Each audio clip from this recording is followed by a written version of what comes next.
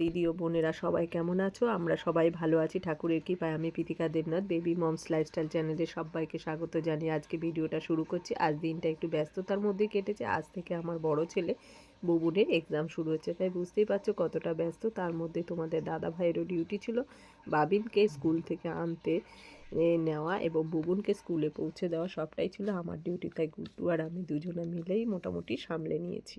আমি তোমাদের সঙ্গে শেয়ার করব আমার এক কুশন কভার আমি কিভাবে বানাচ্ছি, পুরোটাই হাতে। তোমরা চাইলে আমার কিভাবে এই কুশন কভারটা বানালাম পুরো ভিডিওটা দেওয়া আছে বিনাজ ওয়ার্ল্ড চ্যানেলে। তোমরা যদি চাও একবার দেখে নিয়ে নিজেরাও ট্রাই করতে পারবে। আজকে রান্নাঘরটা পরিষ্কার করব। বেশি দিন হয়ে গেলে খুব কষ্ট হয়, তাই চেষ্টা করি এক মাসের মধ্যে ঘুরে ফিরে পরিষ্কার করার। আমাকেই যখন করতে হবে তখন আর দেরি কিসের, তাই অল্প থাকতেই করে ফেলি। আসলে আমার অ্যাপার্টমেন্টে থাকি আমরা, 2 BHK ফ্ল্যাট। রান্নাঘরটা ওপেন, খুব একটা বড় নয়, তাই মডিউলার করে নিয়েছি। যদিও খুব একটা ভালো করে পুরোটাই ঠুকিয়ে দিয়েছে, খরচ অনুসারে ভালো হয়নি। আসলে তখন বুঝতে পারিনি, তাই কি করা যাবে এই নিয়ে চলছি। যাই হোক, এত কাজের মধ্যে ভিডিওটা আপলোড করা আর হয়নি, তাই কয়েকদিন আগে ভিডিওটা এডিটিং করা ছিল, তাই মনে হলো এই ভিডিওটা দেওয়া যেতে পারে। যদি আই হোপ আমার ভিডিওটা ভালো লাগে তাহলে প্লিজ একটা লাইক আর সাবস্ক্রাইব করতে ভুলবে না, আর সবার মধ্যে একটু বেশি বেশি শেয়ার করবে। তোমার একটা লাইক আমাকে অনেক বেশি মোটিভেট করবে নেক্সট ভিডিও বানাতে। যাই হোক, আমার কিন্তু প্রতিদিনই কিছু না কিছু ঘরে পরিষ্কার করার থাকে। প্রতিদিন একটা দুটো করে করতে থাকি, না হলে অনেক চাপ পড়ে যায়। আসলে আমার ঘর অনুযায়ী জিনিস, ফার্নিচার সব কিছু একটু বেশি, তাই কাজের পরিমাণও একটু বেশি। ভাবলাম একটু পাবদা মাছের রেসিপিটা তোমাদের সাথে শেয়ার করি। মাছগুলো ভীষণ ভালো, তেমনি বড় সাইজের ছিল। এগুলো লবণ, হলুদ, তেল মাখিয়ে একটু ম্যারিনেট করে রাখলাম 5 মিনিট।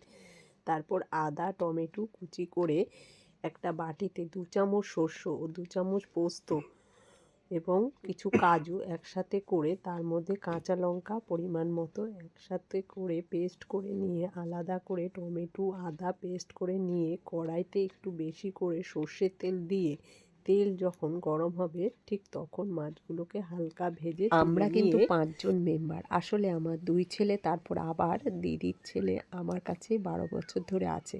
ক্লাস 5-এ ভর্তি হয়েছে মিশনে। এখন ও বিএ ফাইনাল ইয়ার চলছে। সব কিছু ম্যানেজ করে চলতে হয়।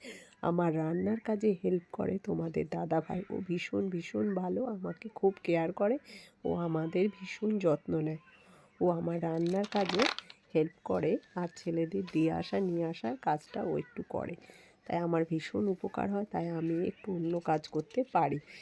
1 চামচ কালো জিরে দিয়ে, তারপর 2 চামচ হলুদ ও 1 চামচ লঙ্কা গুঁড়ো দিয়ে কিছুক্ষণ নাড়িয়ে চাড়িয়ে টমেটোর পেস্টটা দিয়ে বেশ কিছুক্ষণ ফোটার পর, যখন টমেটো তেলের সঙ্গে মিশে তেলটা আলাদা হয়ে যাবে, তখন সর্ষে পোস্তর পেস্টটা দিয়ে 15 মিনিট রাখার পর আবার কিছুটা জল দিয়ে দিতে হবে। তারপর আবার 10 মিনিট ঢেকে রাখার পর ঝোলটা যখন টকবক করে ফুটবে ঠিক তখন মাছগুলোকে ছেড়ে দিয়ে আবার 10 মিনিট রেখে দিতে হবে। তারপর ওপর থেকে কাঁচা লঙ্কা চেরা দিয়ে রেডি হলো আজকের সর্ষের পোস্ত পাবদা। আজকের মতো ভিডিওটা এখানেই শেষ করছি। সবাই ভালো থাকবে।